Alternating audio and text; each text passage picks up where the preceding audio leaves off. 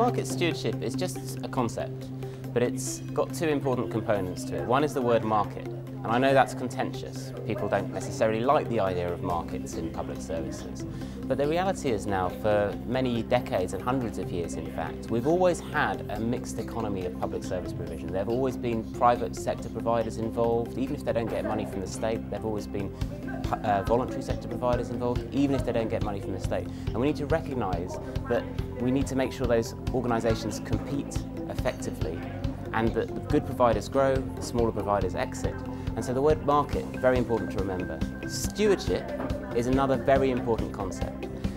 And really this is in opposition to what some people refer to as traditional outsourcing, where you write a contract with a private provider and then you think that the role of the public sector ends. You think it's all under control, everything will be fine, there's no responsibility left for you. Whereas in actual fact, you've got an ongoing responsibility as a public servant to make sure that service is delivering the outcomes that you want.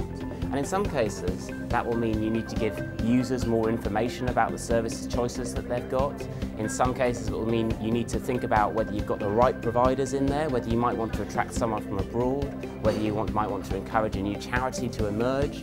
And so I think the concept of stewardship is just an anti-fire and forget outsourcing type of term, and that's why it's so important. People are interested in the term market stewardship because they are waking up to the fact that actually publicly funded, publicly managed provision is only part of the equation. It's only part of the stuff that makes countries tick. When it comes to healthcare, there are so many ingredients that promote public health, not just the public spend, but also the money I choose to spend myself on my gym membership and so forth. And so people are starting to recognise that actually it can't just be the public sector paying for and managing. And of course financial constraints are important too. People are realising that with an ageing population, for example, that it's not going to be possible to publicly fund all aspects of this, and it's not going to be possible in some cases for the public sector to come up with all of the solutions. Public servants need very different capabilities to do market stewardship well. The first and most important thing is I think you have to be more outward looking as a public servant. You don't just look at the money that you're spending, you don't just look at the service that you're providing as a public sector provider. You start to look at private companies, you start to engage them and ask them, how are you thinking about providing services differently? Is there anything that the government's doing that's holding you back from doing something that you think would be really good for service users?